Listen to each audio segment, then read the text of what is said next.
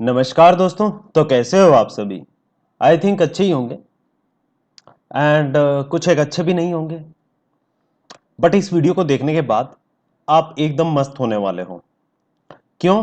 क्योंकि जो आपके डाउट है ना, जो आप बार बार एक ही चीज पूछते रहते हो, कमेंट भी आप करते रहते हो, सर ये हो गया है, वो हो गया है, तो ये आपके डाउट सब क्लियर हो जाने हैं। और एक मेरी बात ध्यान में रखना कि अगर ये पॉइंट देख लो, इसका स्क्रीनशॉट ले लो। सबसे पहली बात तो इन्हीं के ऊपर मैं बात करने वाला हूं, जो आपके ये ईसीएस बाउंस का सेक्शन 25 का केस, 138 का, 400 बीसी का, जो आपका बेवकूफ बना रहे हैं ना लोन रिकवरी एजेंट, ये बेवकूफी बनाना बंद हो जाएगा। अब आप कॉल करके खुद ही बोलोगे एजेंट को कि मेरा बेवकूफ मत बनाओ, मैं कोई अनपढ़ गंवार नहीं हूं। ठीक है, पढ़े लिखे का मतलब ये नहीं होता है कि आपने कोई भी डिग्री कर ली या फिर आप कहीं भी स्कूल में आपने 10th पास कर ली या +2 पास कर ली। पढ़े लिखे का मतलब होता है कि आपको अपने अधिकारों का कितना पता है, कितनी जानकारी है और कितनी नहीं है। समझ रहे हो? अब ये देखो, आपके मेन डाउट क्या रहते हैं कि पर्सनल लोन डिफॉल्ट होने पर क्या होता है। इसके बारे में हम पहले बात कर लेते हैं। एंड उससे पहले आपको पता होगा लोन कितने प्रकार के होते हैं। दो प्रकार के loan, personal loan, secure loan और अनसिक्योर लोन। इसके सिवा कोई और लोन होता ही नहीं है। बाकी टाइप्स ऑफ लोन होते हैं। ठीक है, आपने कोई भी गोल्ड लोन ले लिया है, कार लोन ले लिया है, होम लोन ले लिया है, ऐसे ऐसे बहुत सारे हैं। ठीक है, बट ये भी किसी ना किसी सिक्योरिटी के अंतर्गत ही आते हैं। बट इस वीडियो में हम बात कर रहे हैं पर्सनल लोन की बात, जो अनसिक्योर लोन है। ठीक है, कोई भी सिक्योरिटी आपने नहीं दी है और इन्हीं के चलते आपको परेशानी हो जाती है। अधिकतर आपको ये डराते थे, धमकाते हैं और डेली का डेली कॉल करते हैं।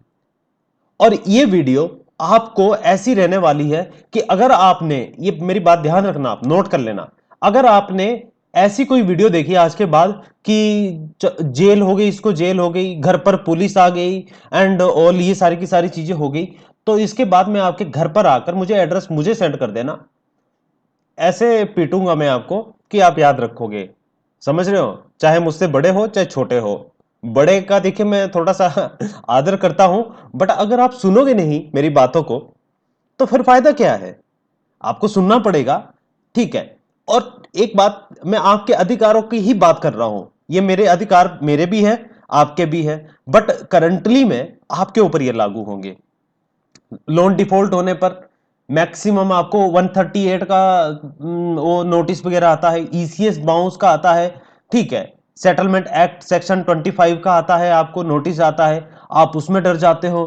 कभी कभी आपको पुलिस चौकी से कॉल आता है, कभी कभी आपको कोर्ट से कॉल आती है और उस केस में आप घबरा जाते हो, सर मैं तो सुसाइड करने वाला हूं या फिर मैं तो सुसाइड करने वाली हूं।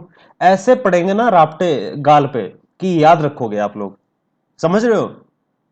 मैं आपका बड़ा भाई हूं, छोटा भाई हूं, और उसके नाते मुझे आपको कूटने का हक भी है, यह भी ध्यान रखना। समझ रहे हो? मेरे यहां पर कोई सब्सक्राइबर नहीं है, मैं कहीं यहां पर, ये नहीं है कि वीकली में मेरे 2000 सब्सक्राइबर हो के कि वाह आपने मेरी इतनी फैमिली बन गई है, ऐसा है वैसा है। जी नहीं, बिल्कुल भी नहीं। जितने हमारे सब्सक्राइबर है उतने ही लोग हमारे व्हाट्सएप पर भी जुड़े हुए हैं। समझ रहे हो? अगर 4000 सब्सक्राइबर है तो उसमें से 3000 से 3500 लोग व्हाट्सएप पर आते हैं, बात करते हैं हमारे टीम मेंबर से और वहां पर रहते हैं। जो उनको पूछना होता है वो पूछते हैं, जब जब रिप्लाई देते हैं हमारी टीम। देखिए ऐसा नहीं है कि देखिए एक ही होता है, उसमें बहुत सारे लोग होते हैं, सबका रिप्लाई देना होता है। बट आपके क्वेश्चन ये सारे के सारे आज क्लियर हो जाएंगे। पहले बात करते हैं हम पर्सनल लोन डिफॉल्टर होने पर क्या होता है। तो पर्सनल लोन डिफॉल्टर होना कोई ऐसा नहीं है कि आपने क्राइम कर दिया है। ठीक है, डिफॉल्टर कोई क्राइम नहीं है। समझ रहे हो? लोन डिफॉल्टर होने पर कौन कौन से केस लगते हैं? 400 बीसी का केस लगता है एंड चेक बाउंस का 138 का केस लगता है और ईसीएस 25 का केस लगता है। इसके सिवा कोई भी दुनिया में आपके ऊपर कोई भी सेक्शन नहीं लगेगी और कोई सा भी केस नहीं लगेगा। ये मेरी बात आप नोट कर लो, आज नोट कर लीजिएगा आप। इन तीन के अलावा कुछ नहीं होगा।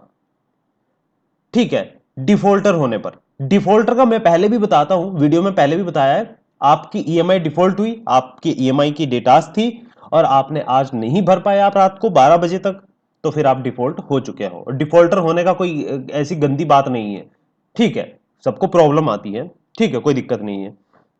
अब बात करते हैं, जब लोन रिकवरी एजेंट आपको कहते हैं कि आप तो 420 का केस होने वाला है, हमारी पूरी टीम घर पर आ रही है, ये है ये है। अब 420 का केस लगता कब है? ये केस तब लगता है कि अगर आपने लोन लेते वक्त अपने फर्जी डॉक्यूमेंट को अटैच किया हो। अगर आपने फर्जी डॉक्यूमेंट, फर्जी आधार कार्ड, फर्जी पैन कार्ड और फर्जी फोटो आपने लगाई हो, उसके बाद आपने लोन लिया हो और फिर आपने डिफॉल्ट कर दिया हो, तो उस केस में आपके ऊपर 420 का केस लगता है, इसके सिवा कुछ नहीं। अगर आपने अपने वैलिड डॉक्यूमेंट लगाए हैं तो 420 आपके लिए नहीं है। कोई भी कहता है 420, तो उसको बोल दो कि पहले ऐसा काम कीजिए, जाइए पढ़िए और उसके बाद लोन रिकवरी और ये सारी की सारी जानकारी देने दीजिए मुझे, ठीक है। ऑनलाइन फर्जी डॉक्यूमेंट, समझ रहे हो, आपके सामने ये पॉइंट लिखे गए हैं।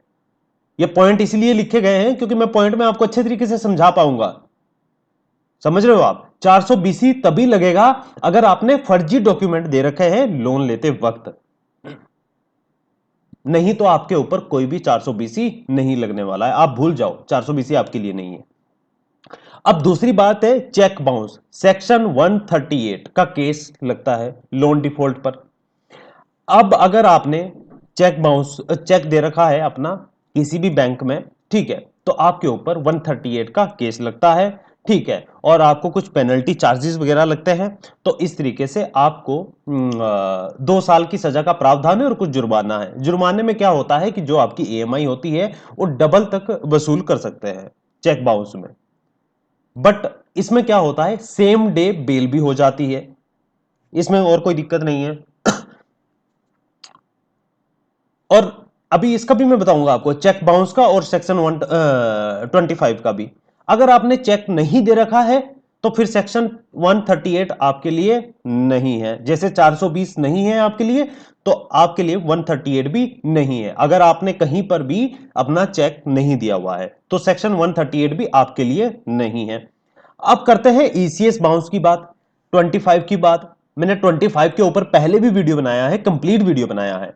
अब 25 किसके ऊपर लगता है कि अगर आपने ईसीएस ऑटो इमिडिएट ऑन रख रखा है और आपका ईएमआई की डेट आई 5 तारीख को, और 5 तारीख को आपके बैंक अकाउंट में पैसा नहीं हुआ और वहां पर आपका ऑटो डेबिट हुआ और आपका ईसीएस बाउंस हो गया है, उस केस में भी आपके ऊपर पेनल्टी चार्जेस लगता है और आपके ऊपर केस होने की संभावना रहती है। समझ रहे हो आप? और सबके साथ मैक्सिमम, अगर आप लोन डिफॉल्टर हो तो ये केस मैक्सिमम के साथ होता है। पर यहां पर मैं बता देता हूं, लोन आपने ही नहीं लिया है, लाखों लोगों ने लिया है। और 1 लाख या 50,000 में से, 50,000 रुपए में से सिर्फ 5 लोग ऐसे होंगे जिनके ऊपर ये केस होता है। और केस भी उनके ऊपर होता है जिन्होंने 8-10 लाख रुपए का लोन ले रखा है और ईसीएस बाउंस उन पे लगा हुआ है। वहां पर भी चांस है।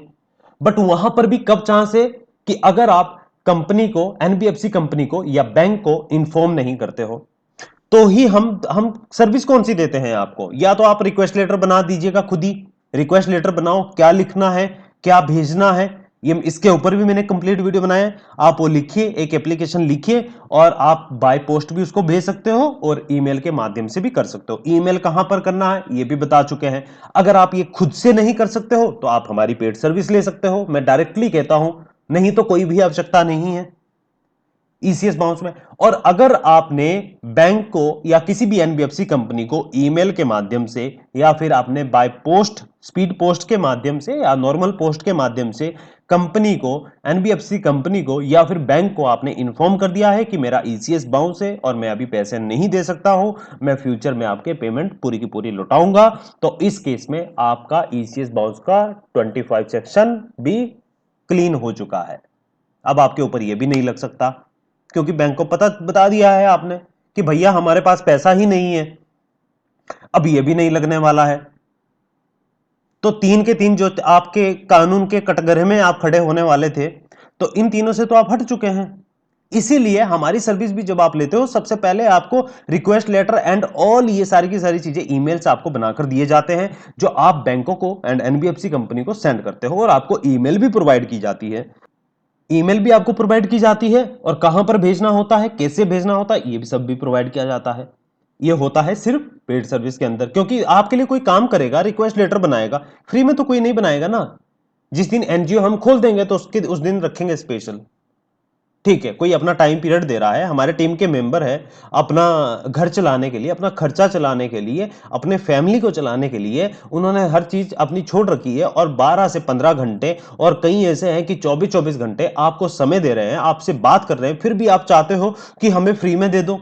तो फ्री में तो दुनिया में कोई भी चीज नहीं मिलती है, ये आप बात समझ लीजिएगा। मैं कड़वी सच्चाई कहता हूं, अगर आपको फ्री में चाहिए तो आप खुद ही कर लीजिएगा। मैंने सारी की सारी वीडियो आपके सामने बना रखी है, कोई ऐसा तो नहीं है कि छुपा रखा है।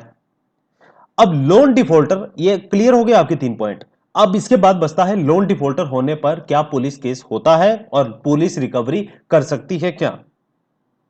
तो ये कचरा जो है ना, ये 2 लाइन का, ये भी अपने दिमाग से निकाल दो। ना तो कोई पुलिस का अधिकार है किसी की भी रिकवरी करने की पर्सनल लोन में, और ना रिकवरी कर सकती है, और ना कोई केस हो सकता है। ये भी अपने दिमाग से निकाल दो। अब ये कंफर्म करने के लिए व्हाट्सएप पर मत आ जाना, नहीं तो ब्लॉक कर दिए जाओगे।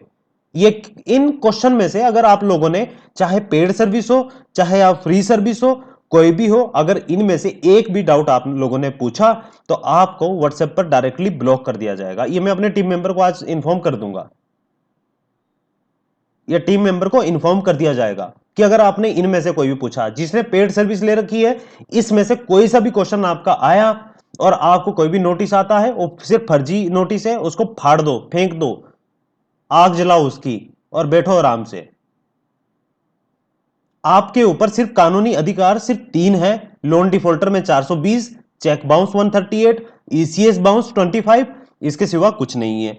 पुलिस केस की कोई धमकी दे, आप वापसी धमकी दे दो, मैं डायरेक्टली कह रहा हूं। रिकवरी एजेंट मिसगाइड कर रहा है, धमका दो उसको, कोई दिक्कत नहीं है, कोई ऐसी प्रॉब्लम नहीं। गलत बिहेव करता है, 100 नंबर पर कॉल करो आप। हाँ, एक बात और कह देता हूं, आप पुलिस केस कर सकते हो लोन रिकवरी एजेंट के ऊपर, मिसबिहेव करता है अगर।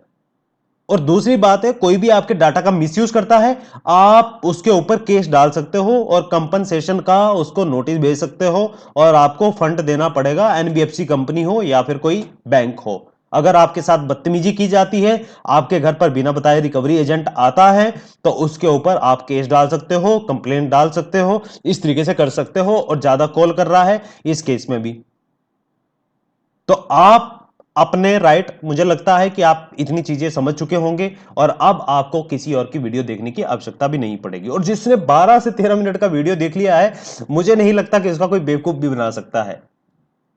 हमारे देश में बेवकूफ तभी बनाया जाता है जब आपको नॉलेज नहीं होती है, जब आपको जानकारी नहीं होती है, और जानकारी होना बहुत जरूरी है, और यह हमारा काम है। बाकी आपका काम कुछ नहीं है, आपका काम अप्लाई करना है। अब अप्लाई तो आपको करना ही पड़ेगा, मैं तो आपके घर पर नहीं आऊंगा ना। और अगर आपने, एक बात और मेरी ध्यान रखना, मैं जाते जाते कह रहा हूं, वीडियो खत्म हो चुकी है।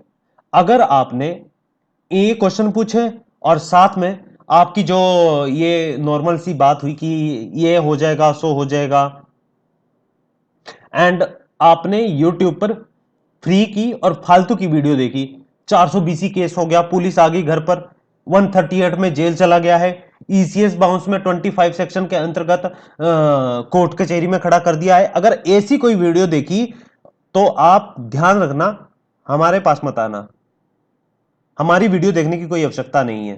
ठीक है, तो चलो आज का वीडियो यहीं समाप्त कर देते हैं। थैंक यू, धन्यवाद। कमेंट भी कर दीजिए अब।